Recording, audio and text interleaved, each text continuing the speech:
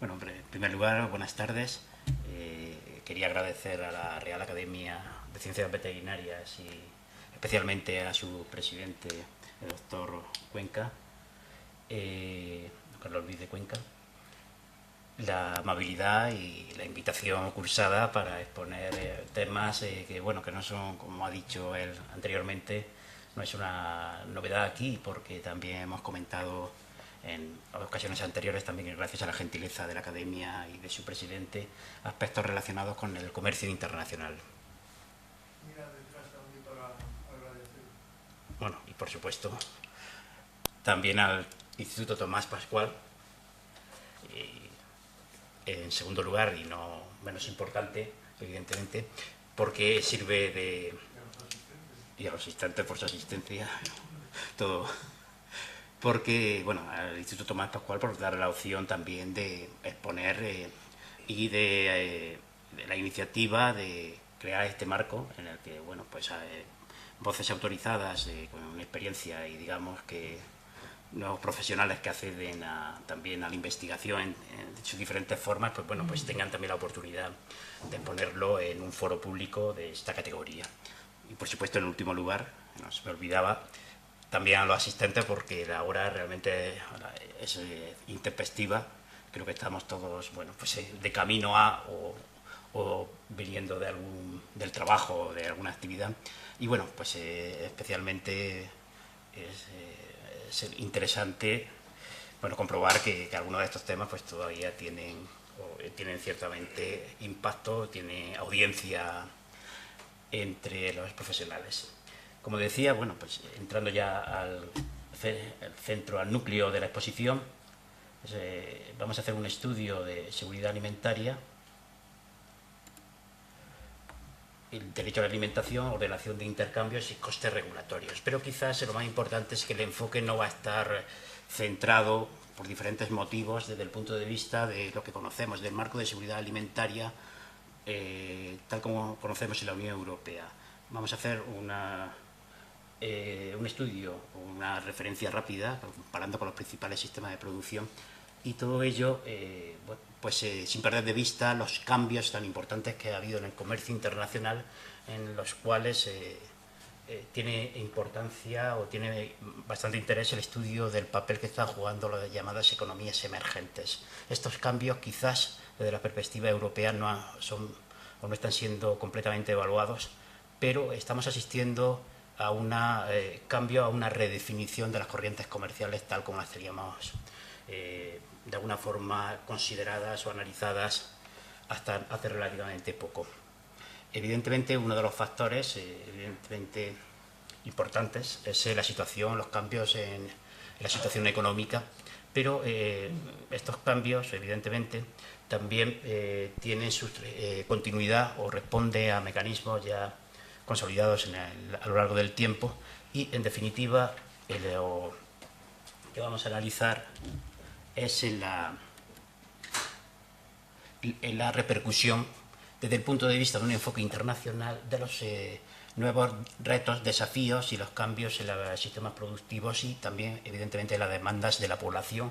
Estos cambios están produciéndose ahora y como factor o como un elemento de análisis también en esta presentación se introducen elementos de anteriores trabajos de investigación, de proyectos en marcha por parte del departamento al que pertenezco, el Departamento de Toxicología de la Facultad de Veterinaria, que participa con el liderazgo del jefe de departamento, profesor Anadón, en varios proyectos internacionales, algunos de ellos subvencionados promovidos por la Agencia Internacional de Cooperación para el Desarrollo.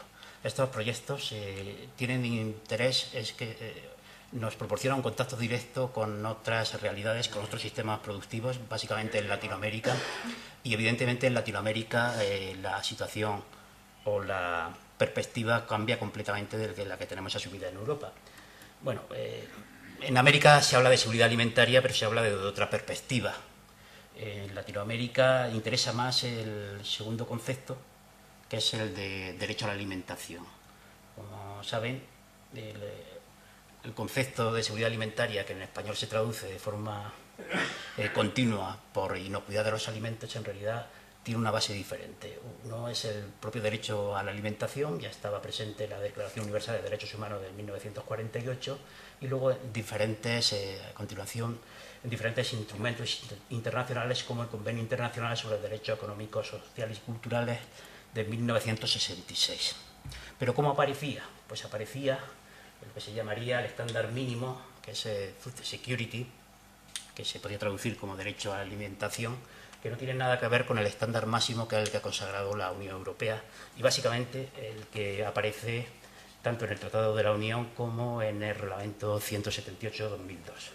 En inglés se diferencian perfectamente, Food Security es diferente de Food Safety, y hay que decir que, bueno, que el primero, ese estándar mínimo, es el derecho de acceso a alimentos de calidad en cantidad suficiente para garantizar las necesidades alimenticias, mientras que el segundo hace referencia casi exclusivamente a la inocuidad, es decir, a la seguridad en el uso de esos alimentos, independientemente de que el aporte, que la sociedad europea evidentemente da por hecho, no sufre fluctuaciones ni constituye una amenaza.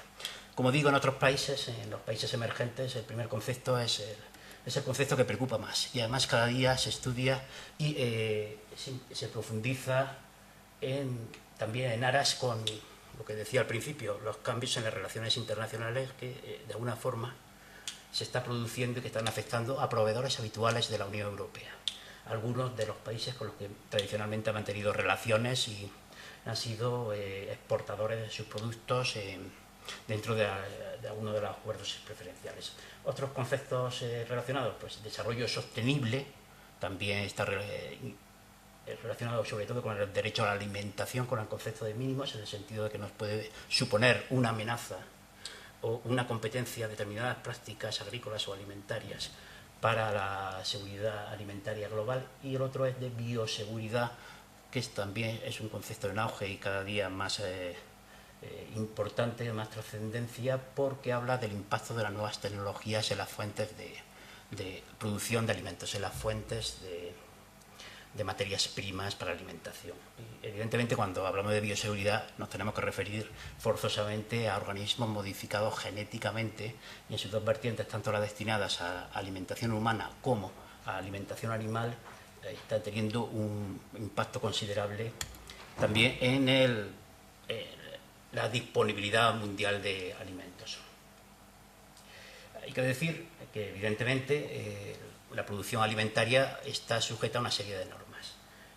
Por un lado, las normas de los países más avanzados, entre ellos la Unión Europea, que han desarrollado su propio cuerpo legislativo. La legislación alimentaria es completa, es omnicomprensiva, llega a todos los eslabones de la cadena comercial, y puede decirse que normas similares están también en vigor o se han desarrollado en los países más avanzados, como Estados Unidos, Canadá, Australia, la Asociación Europea de Libre Cambio, a la que pertenecen Islandia, Suiza y Noruega, y también en otras economías ya afianzadas, tanto en la Unión Europea como en los países desarrollados, y no vamos a entrar en ello, pero uno de los principios de legislación alimentaria consagrado en el Reglamento 178, obviamente, es el asesoramiento, la evaluación de riesgos y el asesoramiento científico que conlleva. Como es conocido, no vamos a entrar en su análisis, pero implica que la legislación se desarrolla sobre bases científicas y teniendo en cuenta los riesgos presentes y emergentes y futuros. En cambio, en los países en vías de desarrollo, estas normas, pues es difícil, es costoso mantener un asesoramiento científico, entonces se adoptan, si no existen otras razones, las normas y, por defecto, las normas y directrices internacionales. Prácticamente codes alimentarios y, en cuanto a sanidad de los vegetales, las normas de la Convención Internacional de Protección de las Plantas. Y para la normalización de normas de sanidad animal, las normas de la Oficina de la Agencia Internacional de Sanidad Animal, la antigua OIE, que también operan en estos casos. Hay que decir que estos tres organismos de armonización son los que aparecen en el acuerdo SPS, y que básicamente el hecho de que esas normas sean por defecto no quiere decir que su calidad y la excelencia en su adopción no siga procedimientos similares a los de los países avanzados. Ordenación de intercambios alimentarios.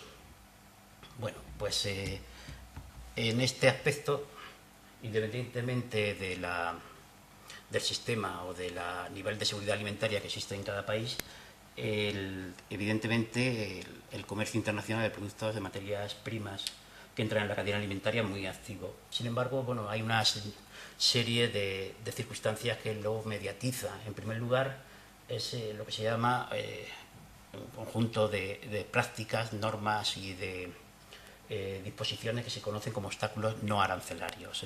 Es decir, disposiciones que regulan el mercado independientemente de los contingentes o los aranceles que se tienen reconocidos para un determinado producto. Hay, en primer lugar, lo que se llama el absolutismo del mercado, es decir, que los países industrializados imponen sus normas comerciales y, en general, los países importadores deciden qué estándar de sanidad o calidad tienen que adaptarse al que tienen que adaptarse los países exportadores. Normalmente este estándar de calidad requiere, en el caso de economías menos avanzadas, un proceso costoso de adaptación de su producción y en cualquier momento también pueden, incluso después del esfuerzo, después de la adaptación, ser condicionado las exportaciones por la aplicación del principio de precaución. Tanto los elementos del análisis de riesgo como el principio de precaución están en los principios de seguridad alimentaria, están recogidos en el Reglamento 178/2002 y, por supuesto, también en las normas internacionales y, básicamente, implícito o explícito, también están recogidos en el Acuerdo SPS. Hay que reconocer que cada bloque de países tiene sus prioridades. La Unión Europea se centra en la amenaza silenciosa, por decirlo así, los contaminantes, residuos, hormonas, antibióticos y organismos modificados genéticamente, mientras que Estados Unidos, por ejemplo, países de denominadas economías terceras, en lo que se llama la amenaza latente, básicamente contaminación bacteriana, epizotías, zoonosis, etc. Hay que decir también que estas normas, en cuanto a organismos modificados genéticamente, su armonización son diferentes, no están en el mismo instrumento legal, no están en el acuerdo SPS, en lo que se refiere al organismo modificado genéticamente, sino que tiene su desarrollo propio a través del protocolo de Cartagena del Convenio de Biodiversidad. Bueno, pues en la práctica los Estados, independientemente de que negocien acuerdos bilaterales, pueden invocar el principio de precaución y modificar o suspender un determinado contingente de importaciones en función de las amenazas, de los peligros que se detectan o que pueden surgir del comercio, de la importación de esos productos sujetos a acuerdo, productos alimentarios sujetos a acuerdo. Evidentemente, el acuerdo sobre medidas sanitarias y fitosanitarias está presente cuando se habla en cualquier foro sobre la regulación de los intercambios internacionales.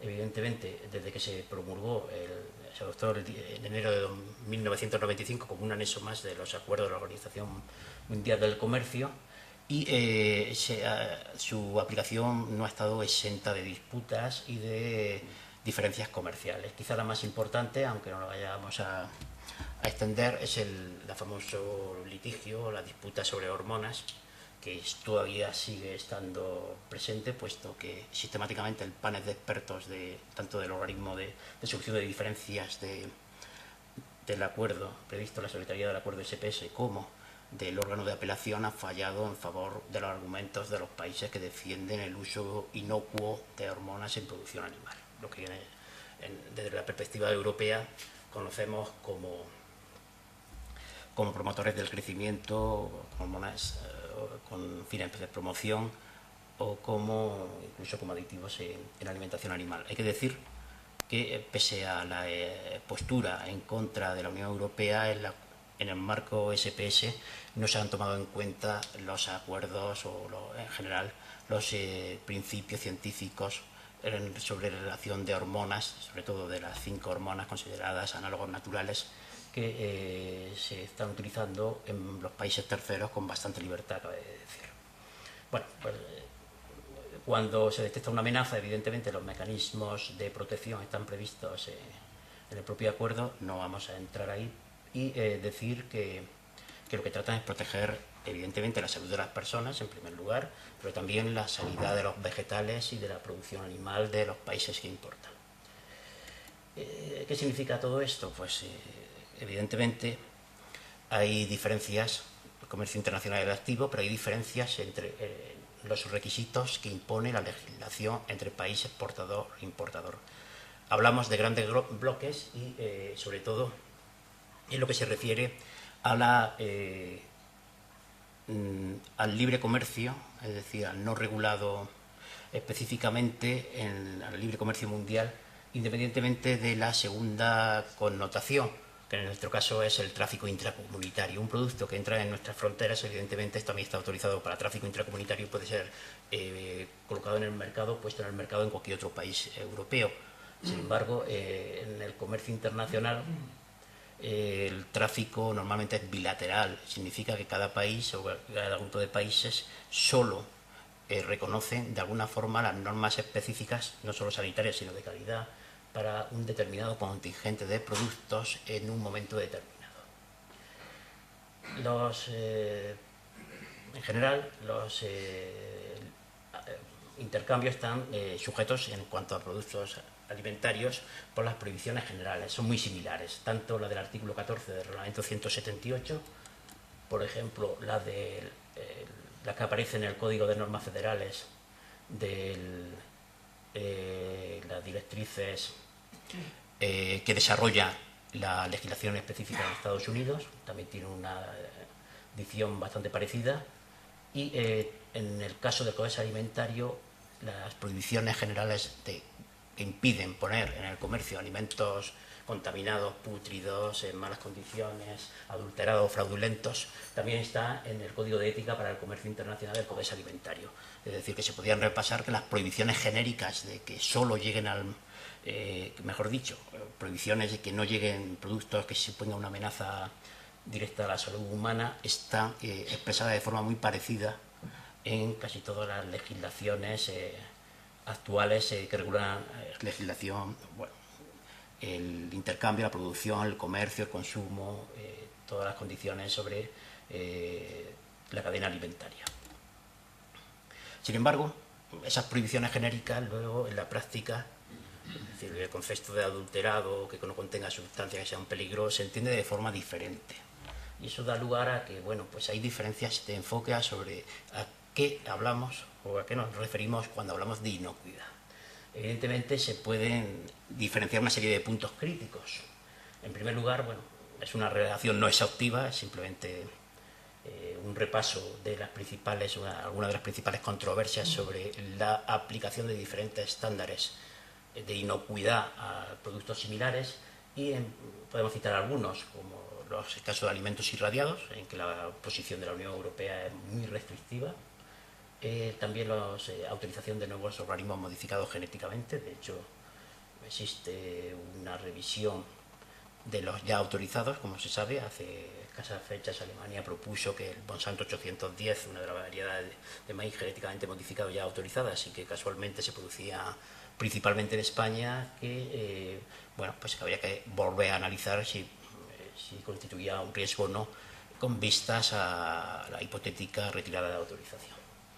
También, evidentemente, hay una diferencia en consideración del uso de sus productos para alimentación animal, harinas de carne y sangre, que están prohibidas, con excepciones, en la Unión Europea, a partir del episodio de la encefalopatía espongiforme. Sin embargo, es una práctica que se utiliza o que se autoriza en la mayoría de países y casualmente sin que tengan asociado un riesgo su propio sistema de análisis científico a estas determinadas prácticas. Por supuesto, el uso de promotores, hormonas en producción de carne y leche es habitual, es decir, que casi cuando se compara el sistema español con uno latinoamericano, quizás lo primero que pregunta es con qué frecuencia hacer los implantes. Entonces se le dice que no, que está prohibido, no se puede destinar a la cadena alimentaria ningún producto cárnico, ni siquiera cuando ha sido utilizado para ha sido obtenido de animales que han sufrido han sido sujetos de determinados tratamientos zootécnicos o terapéuticos, y que esa prohibición es absoluta. Bueno, pues es también una de las diferencias principales. Y por último hay una serie de restricciones también administrativas, y estas restricciones muchas veces están basadas también en realidad en barreras comerciales o arancelarias distintas de las sanitarias encubiertas. Por ejemplo, Estados Unidos puso dificultades para la importación en un momento determinado de vinos de Sudamérica, en concreto de Chile, que estaban fumigados con un fungicida no autorizado. Pues en realidad el fungicida había pasado la evaluación científica en otros países, pero no estaba todavía evaluado como seguro en la administración americana. Otros ejemplos más específicos en lo que se refiere a la producción animal, el uso de betagonistas, por ejemplo, en el cual algunos de los congéneres, algunos de los derivados siguen estando autorizados en determinados países, como el filpaterol o la ractopamina, aunque sí que aquí hay un consenso sobre los riesgos asociados al consumo de clenbuterol, riesgo que parece ser que en el aspecto deportivo no están tomados en cuenta, pero en la producción animal sí, la prohibición absoluta de clenbuterol está prácticamente asumida a nivel internacional. No así el resto de congéneres como digo. Por supuesto, antibióticos aditivos promotores. La polémica sigue abierta. Estamos en la Unión Europea ya en phase out, es decir, en la eliminación paulatina de todos los aditivos, y bueno, se ha hecho una excepción con el grupo de histomoniásicos, histomonatos y cocidióstatos. Y esta excepción, sobre todo para determinadas categorías de aves y en determinadas fases productivas, está sujeta continuamente a evaluación científica. Otras sustancias también prohibidas que ocasionalmente están autorizadas o permitidas es por ejemplo, cloranfenicol o nitroimidazoles. Y quizás con el cloranfenicol además hay una circulación mundial bastante sensible, de un volumen apreciable, y de ello da fe en la muestra de productos importados de países terceros en el que aparecen residuos de este producto, cloranfenicol. Como digo, por un lado, y todos los casos anteriores eran, digamos, ejemplos puntuales de cuáles son las principales diferencias dentro del concepto de inocuidad de los alimentos, cuáles eran las principales diferencias en enfoque o en apreciación si un determinado producto o una concentración de ese producto o una práctica puede suponer o no un riesgo a la salud.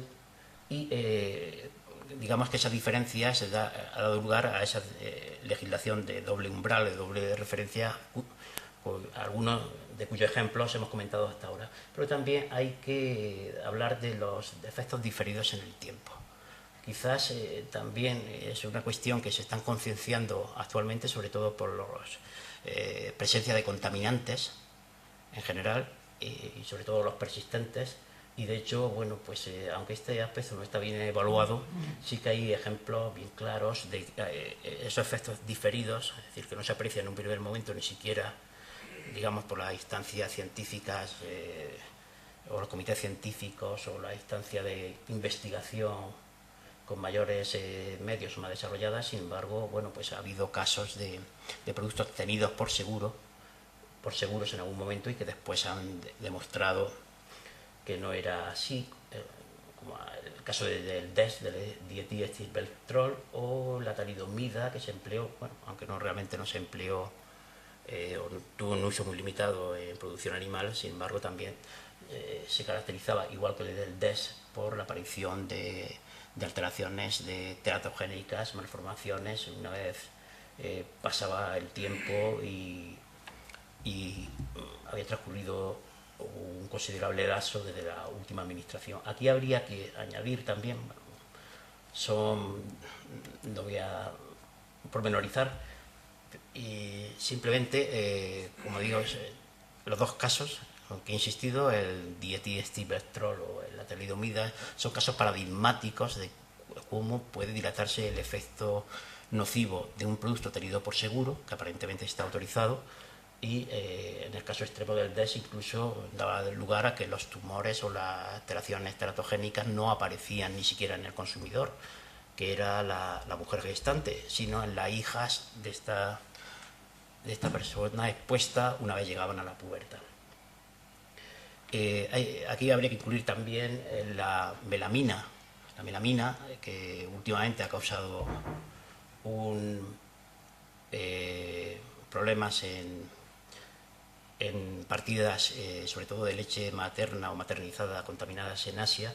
Hay que decir que se ha estado utilizando libremente hasta que se demostró su efecto nocivo como fuente de nitrógeno nitrogenada en formulaciones de piensos. Y de hecho, aunque quizás no fuera una práctica común en España, sí que lo fue en determinados países, porque era una fuente, como digo, de nitrógeno no proteico que era fácil de adquirir, barata y que en principio daba buenos resultados. Bueno, pues la melamina, por ejemplo, al final también se demostró que era una sustancia que evidentemente conllevaba unos riesgos, es decir, producía una serie de cuadros tóxicos muy característicos y que por ello fue retirada en su momento.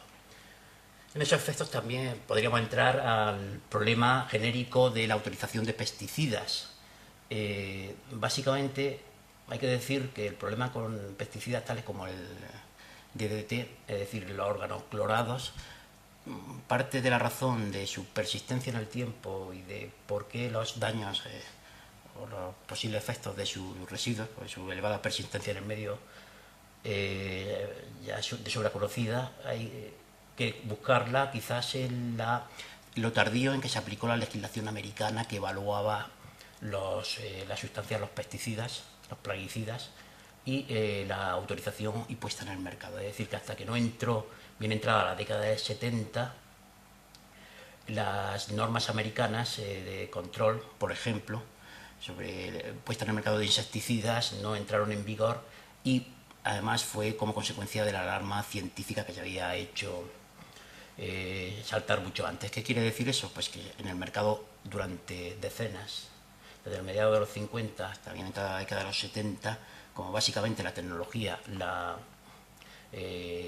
distribución estaba en manos de empresas sujetas a la legislación americana, se siguió produciendo sin tener en cuenta de que su evaluación científica había sido defectuosa. En la práctica todavía estas diferencias seguimos teniéndolas en la práctica diaria. Esta es una receta, perdón, una etiqueta de pavo, de pechuga de pavo asada con la... Voy a cogerle el... No sé cómo será el... Perdón. Bueno, en este caso el etiquetado es perfecto, es decir, cumple con todas las condiciones. El etiquetado cualitativo y cuantitativo cumple las condiciones de la legislación en el país que están autorizados. Sin embargo, podemos ver que hay una mención que sería difícilmente comprensible en la producción, el comercio intracomunitario. Ese pavo en realidad es una mención saludable destinada a los consumidores. Que ese pavo del cual se ha obtenido la pechuga jamás ha sido sometido o se le ha administrado a antibióticos, promotores de crecimiento o subproductos de origen animal. Es decir, es una etiqueta de un producto que está en el mercado en la actualidad, no en Europa, y sin embargo, bueno, pues se da por hecho que como condición saludable y dirigida a los potenciales consumidores, que el pavo, frente a los pavos de la competencia, no se ha utilizado cualquiera de esos productos. Es decir, que tanto en el caso de promotores del crecimiento y sobre todo de los subproductos de origen animal, harinas de carne y de sangre, hay una prohibición expresa hoy por hoy en la Unión Europea. Así que, bueno, pues no quiere decir que en la práctica de mercado, en este caso, donde el producto ha sido liberado, contempla que la producción de pavos similar a la producción aviar sí que se puede utilizar estos antibióticos o promotores o harinas. El segundo ejemplo de etiquetado es otro de una leche también con etiqueta saludable. ¿Y cuál es la diferencia aquí? Pues si miramos con más detalle, también la mención saludable es que los granjeros que pertenecen a los proveedores de esta industria alegan o declaran que no se han utilizado hormonas del crecimiento o cualquier otro tipo de promotor hormonal en la producción de leche. ¿Qué significa eso? Pues que lo que básicamente se refiere es que no se ha utilizado somatotropina bovina, y el uso de somatotropina bovina limitada, evidentemente, en la Unión Europea, como consecuencia de la política científica sobre restricción del uso de hormonas o de sustancias hormonales en la producción animal. Sin embargo, es una práctica habitual en el conjunto de países, lo que llamamos países terceros. La somatotropina, bueno, pues hay diferentes estudios, incrementa la producción de leche aproximadamente un 15 o un 20%, pero luego tiene efectos paradójicos que el consumidor mundial sí que es capaz de apreciar. La preocupación principal, sobre todo ha habido alguna polémica, sobre todo en Estados Unidos, la preocupación principal sobre el uso de somatotropina era un dilema, un debate científico, si la que era más saludable la que somatotropina que se obtenía de fuentes naturales o la que se obtenía por medio de técnicas de manipulación genética, es decir, la recombinante. Entonces, en principio, todo el mundo daba por hecho que la somatotropina es una sustancia segura en su uso para la producción láctea, incrementa la producción láctea, pero la polémica se centraba curiosamente en que si algunas empresas podían alegar, además, no solo que no estuvieran utilizando esos promotores del crecimiento, sino que la somatotropina de origen natural es mejor, más saludable que la recombinante. Bueno, esa polémica en Europa, en la Unión Europea, pues estaría completamente al margen, no podía ser cierto. Bueno, como digo, los consumidores sí que son conscientes de que, bueno, determinadas prácticas sí que tienen importancia. Evidentemente, los países terceros tienen una ventaja competitiva en cuanto a precios. Hablamos de costes regulatorios, en este caso, digamos, por defecto. Al permitir un producto que no está utilizado, por ejemplo, en la Unión Europea, hay que decir que la producción lechera es más barata o más asequible, sobre todo las exportaciones de un país determinado son más competitivas en el mercado mundial. Pero paradójicamente, el consumidor mundial sigue apreciando los quesos europeos sobre todo los demás. Entonces, cabe preguntarse si la somatotropina realmente lo que está haciendo es aumentar el volumen de leche, pero no su calidad. Y evidentemente el extracto quesero, la calidad del extracto quesero, influye muchísimo en la calidad de los quesos europeos. Los quesos europeos son más caros, son más costosos, la leche vale más, evidentemente, con el mismo gasto de mano de obra y precio o coste de la alimentación. Se está produciendo, evidentemente, pues un volumen quizás inferior a la Unión Europea que en otros países terceros con las mismas condiciones, pero bueno, pues la calidad es mayor de determinados productos y eso paradójicamente lo aprecian mercados como el chino. Es decir, lo que estoy comentando ahora no está respaldado completamente por la evidencia científica, pero sí que es una cuestión comercial que llama poderosamente la atención. Podríamos entrar también en organismos modificados genéticamente. Bueno, los problemas, primero, la autorización y, en segundo lugar, la presencia adventicia. Ahí hay diferencias de criterio. Bueno, aquí pasaremos rápido. Hay que decir que también afecta tanto la autorización de nuevas variedades, sobre todo si lo comparamos con la restricción o la moratoria, de hecho, de la autorización de nuevas variedades y la revisión de la ya existente en la Unión Europea, y también a la calificación o a la consideración de la contaminación o la presencia adventicia. Está también influyendo incluso los intercambios internacionales de materias primas para la alimentación animal y con enormes consecuencias. Hay que decir que hay unos límites de presencia o contaminación adventicia que en Europa es del 0,9%, como puede haber en otros países. Pero hay que decir aquí que en el caso de variedades no autorizadas, o sería en el caso de variedades que sí estuvieran autorizadas en la Unión Europea, pero en el caso de variedades no autorizadas, por ejemplo, determinados tipos de oleaginosas, se sigue el principio de presencia cero. Basta la contaminación de una partida con una variedad no autorizada de organismo modificado genéticamente para que ésta sea rechazada. Entramos con ello en los costes regulatorios. Evidentemente, bueno, es un tema, cuando se habla de la perspectiva de la Unión Europea, coste regulatorio, hablaríamos de lo que supondría el impacto de la aplicación de las buenas prácticas o de las normas de legislación alimentaria, el paquete de higiene en la producción. También hay que verlo de una postura, digamos, no aditiva, sino por defecto. Es decir, lo que supone, por ejemplo, el no tener acceso a determinados productos, como veíamos el caso de la somatotropina bovina, en cuanto a ventajas o la posibilidad de aumentar la producción. Estos costes regulatorios, tanto por defecto como por exceso o por aplicación, son objeto, evidentemente, de análisis diferentes según la fuente o la perspectiva de la que se analiza. Hay que decir que la legislación de la Unión Europea, evidentemente, es la más avanzada, quizás, en cuanto a su fin último de proteger la salud del consumidor, de las resto de legislaciones de los países avanzados y no digamos de las economías emergentes.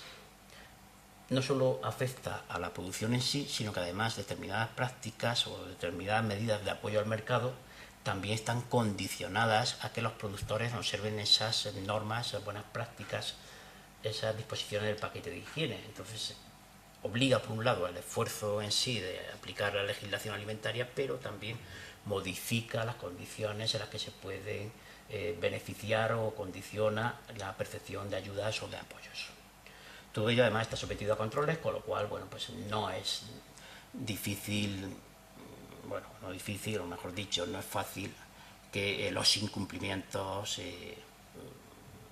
pasen desapercibidos o no se detecten. Simplemente, bueno, una diapositiva es una relación de las sustancias que son objeto de control. En residuos, bueno, pues no solo tenemos lo de sustancias con acción farmacológica, también, por ejemplo, biocidas o plaguicidas, o los contaminantes en alimentos o bebidas. Estos cuadros lo vamos a pasar rápido cuando lo hemos proyectado en países de Latinoamérica, por ejemplo, la lista de sustancias autorizadas o las prohibidas o las que tienen prohibición, las sujetas a restricciones o las que tienen prohibición absoluta. Evidentemente, los facultativos que estaban presentes se quedaban realmente sorprendidos, porque significaba que prácticamente una parte importante de su arsenal terapéutico, sobre todo de aquellos profesionales en contacto directo con las producciones ganaderas, se podían acceder. No solo esto, que están más detalladas, sino también las sustancias, los plaguicidas, por ejemplo, que también están sujetos a un control estricto con sus propios planes. Como digo, es tanto por aplicación directa de la legislación como no solo de las sustancias que quizás tengamos en mente, aplicación directa en productos ganaderos, sino en general las que se aplican, las condiciones, los controles a la producción vegetal, que en el caso de países terceros hay que decir que la producción vegetal, en realidad, salvo algún producto destinado a un mercado en concreto, no se tiene quizás tan presente de que es un factor también de riesgo y que la inocuidad de los vegetales de consumo es tan importante como la de los productos de origen animal. Bueno, pues como digo, es la legislación, simplemente vamos a hacer repaso genérico de todos los requisitos. Evidentemente se aprecia con facilidad que supone pues un coste, un mayor esfuerzo para el consumidor europeo, para el productor europeo, perdón, que debe adaptarse a esa legislación normalmente más exigente. ¿En cuánto se han evaluado? Bueno, estos costes, por ejemplo, por kilo, están evaluados en dólares y en los principales mercados americanos. Es decir, que, bueno, aproximadamente en contravalor en euros es el que aparece en primer lugar, pero son costes que no se han hecho desde Europa, sino de países, como digo, de países terceros. Bueno, pues ahí también hay una gran discrepancia entre fuentes, pero está en torno entre los 0,35 euros por kilo en vacuno a los 0,70 euros en huevos. Hay que decir que la producción aviar está bastante condicionada precisamente por los costes regulatorios, y ahí se aprecia una diferencia enorme. En primer lugar, incluso productos autorizados, paradójicamente, en la Unión Europea en la actualidad, a pesar del phase out, hablo por ejemplo de salinomicina sódica o monensina, con un periodo de retirada, un tiempo de retirada de 7 días, ese producto autorizado, además para la misma especie de aviar y también en el mismo rango de crecimiento, tiene paradójicamente, y del mismo laboratorio, que es lo más curioso, un tiempo de retirada cero en otros países distintos de la Unión Europea. Entonces, no solo, algunas veces da la paradoja, y eso afecta sobre todo a los huevos, porque hay que retirar la producción, la puesta del mercado, destinarla a otro uso, evidentemente no en la cadena alimentaria, cuando no se respetan los tiempos de espera o los límites máximos de residuos. Y en cambio, como decía, productos autorizados por las mismas patentes, protegidos por las mismas patentes, puestos en dos mercados diferentes, el tiempo de retirada puede ser en un caso exactamente el mismo producto, la misma concentración y con la misma autorización genérica, por decirlo así, de 7 días en la Unión Europea y de 0 días en esos países terceros, con los costes que supone.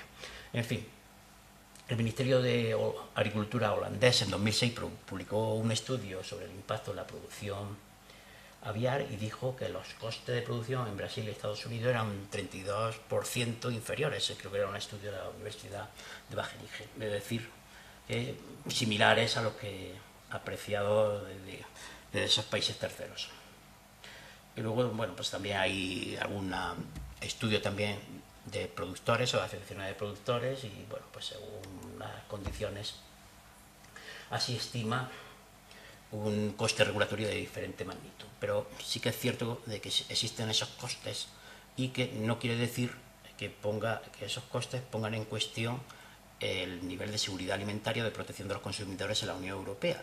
Simplemente, digamos, es un hecho, una consecuencia manifiesta de la diferencia del enfoque de legislación, incluso entre países avanzados. En el caso concreto de España, es decir, la producción ganadera ha sufrido, por hablar específicamente, porque también podríamos hablar de la producción vegetal en general, frutas, hortalizas, cereales, sobre la cual los requisitos genéricos de protección de los consumidores son en comparación más elevados de los productores en otros países terceros, pero en concreto la producción española ya se ha adaptado perfectamente al modelo europeo de producción, al que obedece, digamos, o es puesto de manifiesto desde la adopción del paquete de higiene y de hecho con éxito, porque España ha pasado a ser el segundo productor de carne de cerdo europeo, de carne de cerdo, de carne de aves y de huevos, también de carne de cordero, o el quinto productor europeo de carne de vacuno. Es decir, que España, que partía con cierta desventaja sobre otros países que ya tenían una presencia más dilatada en el tiempo, la Unión Europea, la Comunidad Europea original, en lo que suponía de adaptación a normas más exigentes. Sin embargo, esos costes tampoco hay que hablarlo como una cortapisa a la producción, porque digo que en el caso concreto de España hemos sabido adaptarlos. En concreto, bueno, pues decir que no solo has tenido éxito, sino que de hecho la industria agroalimentaria es la primera industria del país en términos de producción y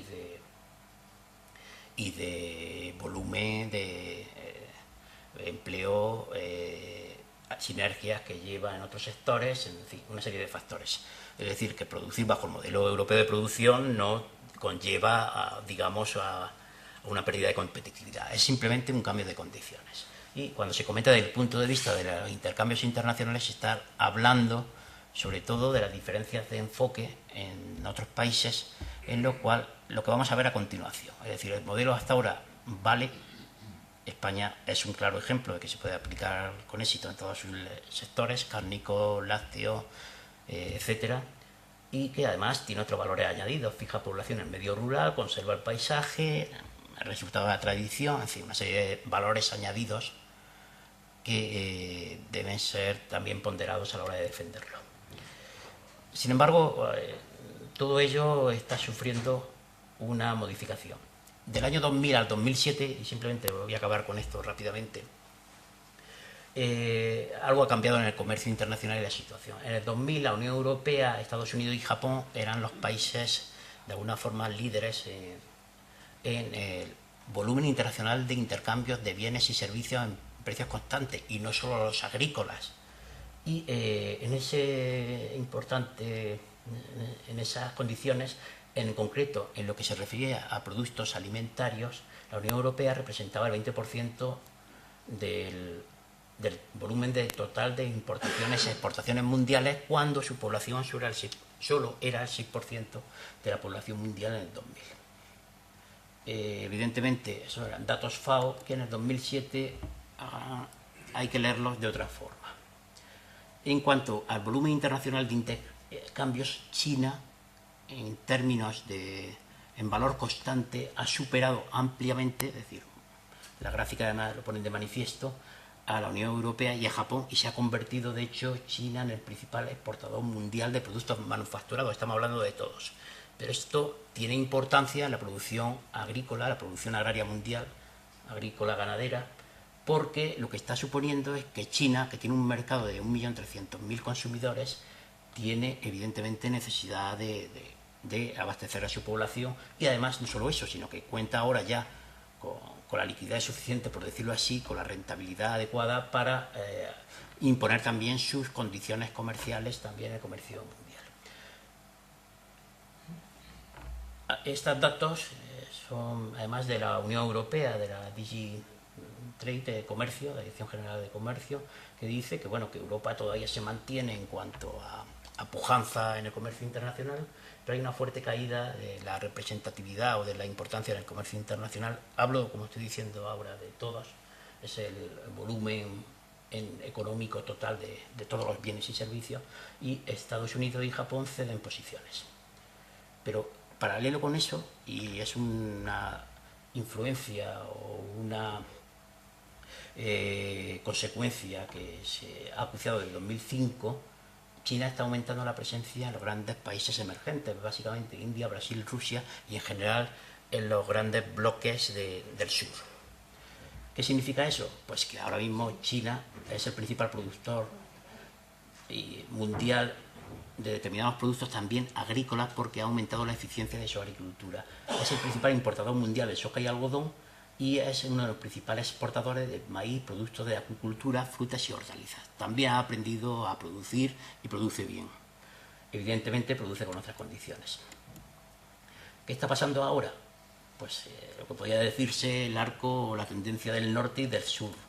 Por un lado, el norte tradicionalmente estaba condicionado por la oferta de Estados Unidos, basada en la enorme productividad de las explotaciones y en el bajo coste de los transportes internacionales, es decir, no solo producía eficazmente, sino que además podía introducirlo en otros mercados. Por otro lado, la Unión Europea tenía un mercado consolidado, sus consumidores demandaban productos de elevada calidad que se cubrían con las importaciones a través de acuerdos bilaterales con países terceros, con esos 130 países con los que operaba.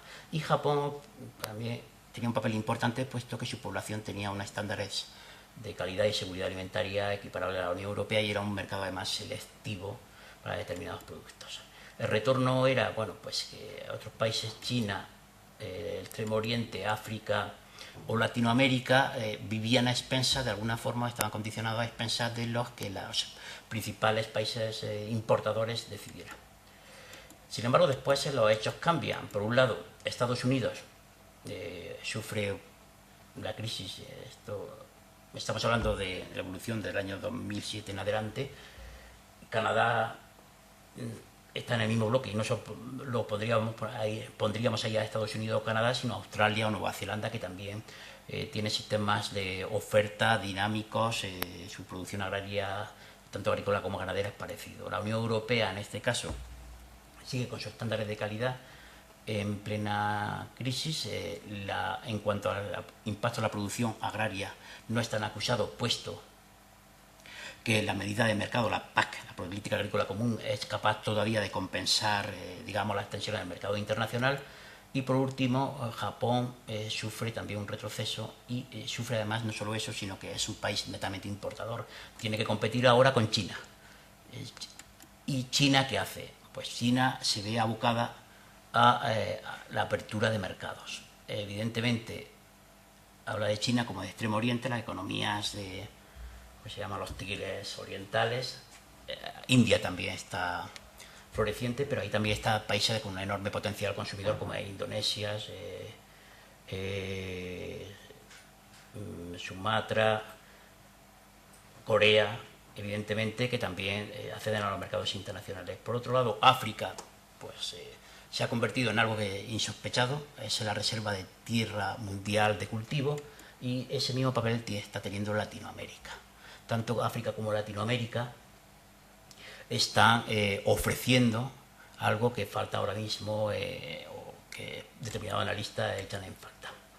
Es decir, la producción agrícola ya está muy limitada, su capacidad de crecimiento, la productividad de los sistemas agrarios evidentemente ya tiene poco margen, y lo que interesa ahora es ir a la caza y captura de producción in situ, es decir, donde se produce la tierra. Evidentemente, ¿qué las consecuencias? Pues evidentemente hay que enfocarla de varios puntos de vista. Uno, la productividad.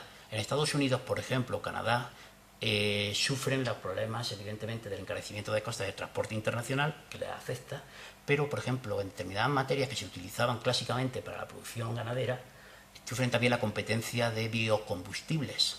Evidentemente, todo el mundo conoce la crisis de 2007 de los cereales y su origen a consecuencia de las tensiones, sobre todo en los mercados de futuros americanos, sobre el precio del maíz, que en principio iba destinado también a producción de biocombustibles. En la Unión Europea hay un repaso, hay una revisión de los mecanismos de mercado. Por un lado, se ha abogado por una simplificación de las normas de seguridad alimentaria, y por otro, el tomar en consideración el cambio de escenario mundial, en el sentido de que la política de protección de los productores, la política agrícola común, debería ir en consecuencia. Y por último, Japón, de alguna forma, cuenta poco y ha sido sustituida por China. Pero además, no solo desde el punto de vista industrial, Japón ha sido sustituido por China, sino que China ya tiene el conocimiento suficiente, tiene la experiencia y la industria química como para producir también principios activos, medicamentos, sustancias promotoras del crecimiento, en fin, aditivos, productos que de alguna forma van a condicionar la producción agraria mundial. ¿Y qué está haciendo China? China está inundando los mercados emergentes, puesto que no puede hacerlo en los consolidados por sus barreras sanitarias, está con copias de las principales moléculas, antibióticos, promotores, aditivos, etcétera, con un procedimiento de extracción que posiblemente no sea el más adecuado, pero que ya lo está poniendo a disposición de África, Extremo Oriente, África y Latinoamérica. Pues ahora mismo China ofrece lo que tiene, ofrece también tecnología alimentaria, y Latinoamérica, África y Extremo Oriente ofrecen también lo que tiene. ¿Qué significa? Que China se ha vuelto un socio comercial mucho más interesante que la Unión Europea. ¿Por qué? Porque su estándar, ¿qué pueden ofrecer en contrapartida África o Latinoamérica? Productos alimenticios, en algún caso también materias primas, minerales estratégicos, etcétera. Y se están consolidando corrientes comerciales, venta de productos avanzados tecnológicamente, que ahora es China quien los ofrece, a cambio de materias primas, minerales estratégicos y otros productos necesarios para su población. Y en el caso de Latinoamérica se observa que en algunos países ya incluso hay una tendencia al uso, al dominio de la tierra de producción disponible, porque además la producción ganadera está ligada, extensiva, está ligada a la tierra, y de alguna forma también hay empresas, operadores internacionales, evidentemente no europeos o comunitarios, que también están reservando tierra de cultivo. Quizás el mercado de la tierra, que este problema o esta circunstancia lo tenemos ajeno todavía, un poco distante en Europa, la producción, los medios de producción, y pues, básicamente la tenencia de la tierra va a ser uno de los mecanismos de producción en el futuro. Además, tiene otra ventaja, que es el estándar de seguridad alimentaria chino es mucho más laso, por decirlo así, que el europeo. A un productor, puesto en la tesitura, a un productor colombiano o brasileño de carne de ave, le resulta más barato producir conforme al estándar chino que conforme al estándar comunitario, y en algún momento es mucho más fácil, más seguro incluso para él, hacer transacciones directamente con ellos. No estamos hablando de grandes tendencias, es decir, este movimiento se observa en general en Latinoamérica. Hay una preocupación además por los operadores actuales de los posibles cambios que puedan ocurrir, y también lo que podría dar que pensar es que todo esto ha venido con la pujanza china. Eso se conoce perfectamente después de la crisis alimentaria, perdón, no solo la alimentaria, sino la crisis económica actual.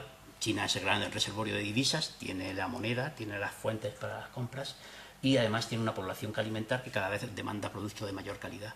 Ese mercado, ese arco del sur, la penetración estratégica de China o de países de Extremo Oriente, economías emergentes en continentes como Latinoamérica o Sudamérica o África, creo que tendría que ser puesto más de manifiesto en el futuro. Simplemente, como digo, bueno, y con eso concluyo, son, digamos, una serie de reflexiones, es decir, se basa en primer lugar, evidentemente, en las diferencias de estándar de seguridad alimentaria, que son evidentes, hemos puesto una serie de ejemplos, pero que también está ocurriendo un cambio de flujo de las relaciones económicas que tienen que ver con las fuentes de materias primas de productos que entran en la cadena alimentaria. Esos cambios están produciéndose, digamos, a continuación de todos los cambios económicos en la economía mundial que son de sobra conocidos, y simplemente decir que, bueno, que la reacción en los países más avanzados pues, parece que se está dilatando. Simplemente que en el caso de la Unión Europea,